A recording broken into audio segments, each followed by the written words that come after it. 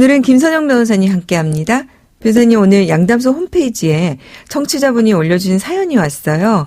네, 이거 들어보시고 자세한 상담 부탁드릴게요. 네, 그렇게 하겠습니다.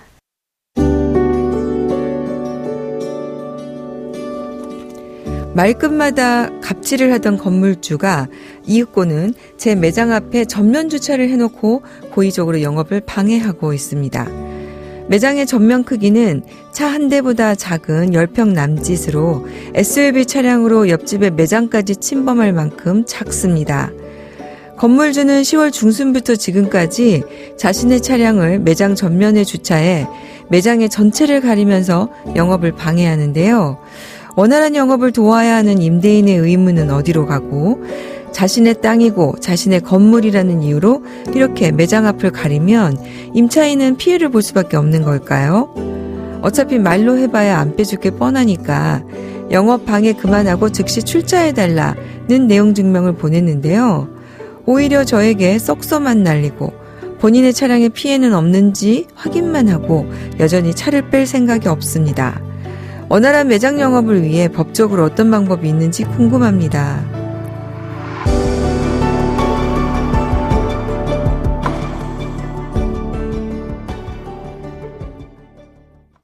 네, 사연자분이 사진까지 보내주셨는데요. 사진을 보니까 건물주의 SUV 차량이 임대인 상점의 문을 딱 가로막고 있어요. 이렇게 되면 손님이 매장에 들어가기도 쉽지 않겠는데요. 길에서 이제 매장도 잘 안 보이니까요.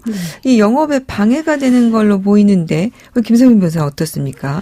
네, 그렇습니다. 사진을 보면 거의 출입이 일반인들이 불가능해 보이기도 하는데요. 건물 임대인이 이제 건물 부지가 자신의 소유라고 하더라도 그 임차인인 사연자의 매장 출입구에 차량을 이제 상시적으로 세워서 매장 전면을 가리는 것은 물론 출입조차 어렵게 한 것이 사실이라면 영업방해가 된다고 볼 수 있습니다.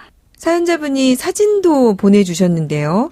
김성현 변호사님, 보니까요, 건물주의 SUV 차량이 임차인 상점의 문을 딱 가로막고 있어요. 그렇습니다. 이렇게 네. 되면은 손님이 매장에 들어가기도 쉽지 않을 것 같거든요. 길에서 봐도 지금 매장이 잘 안 보이고요. 이거 지금 영업 방해로 보이지 않습니까?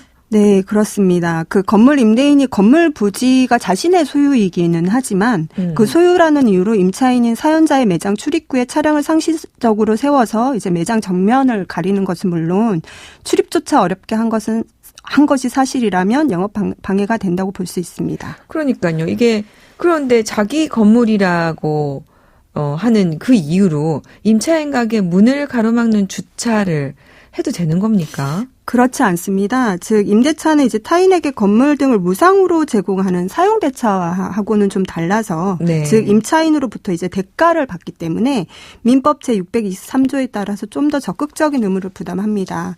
즉 임대차 목적물을 그 사용에 적합한 상태로 인도를 하고 네. 그리고 임대차 기간 동안 목적물을 사용 수익에 적합한 상태로 유지시켜줄 의무를 한다고 하겠습니다. 그래서 이제 그 임대인의 사용 수익 상태 제공 의무의 내용을 보면 네. 단순히 이제 임대한 물건에 하자가 있는 경우에 뭐 수선해줄 의무만 있는 것이 아니고 임대차 기간 동안 임차인이 아무런 방해를 받지 않고 임대 목적물을 사용할 수 있도록 해주어야 하는 방해 제거 의무를 부담합니다. 그 부분이 굉장히 중요하군요. 네, 그렇습니다. 따라서 이제 임차인이 그 목적물을 사용하는데 타인이 방해를 하는 경우에 방해 상태를 제거해줄 의무가 있을 뿐만 아니라 임대인 스스로도 임차인의 사용 수익을 방해해서는 안 되는 것입니다. 네. 그래서 임대인이 지금 사연자분에게 그 상가를 이제 매장 운영을 위해서 임대한 이상 그리고 임대인과 임차인과의 사이에 매장 앞 부지를 임대인의 주차 공간으로 뭐 특별히 제공하는 특약이 있지 않는 이상은 그 임대인이 사연자의 매장 앞에 주차를 하는 것은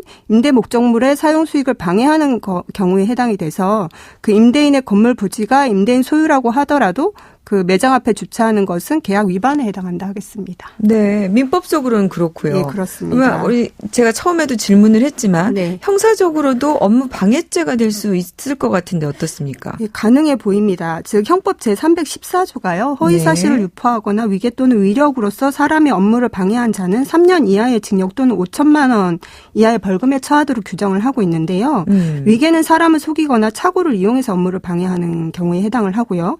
그리고 이제 위력 위력에 대해서 살펴보면 우리 법원이 사람의 자유의사를 제압 혼란케 할 만한 일체 세력으로 유형적이든 무형적이든 묻지 않으므로 폭행 협박은 물론 사회적, 경제적 그리고 정치적 지위와 권세에 의한 압박 등도 이에 포함된다고 하면서 실제로 이제 업무방해 결과가 발생한 경우뿐만 아니라 업무방해 결과를 초래할 위험성이 있으면 업무방해죄가 성립한다고 판단을 하고 있는데요. 이 사안의 경우에 임대인이 소위 건물 소유자라는 사회적, 경제적, 우월적 지위가 이제 위력에 해당한다고 볼 수가 있고, 그래서 그 지위를 이용해서 매장 앞에 차량을 주차한 것으로 볼 수 있고, 매장 전체를 가리거나 출입 자체를 어렵게 하고 있다면, 이제 결과가 업무방해 결과가 실제로 발생했다고도 볼 수 있기 때문에 업무방해죄가 성립될 수 있습니다. 네.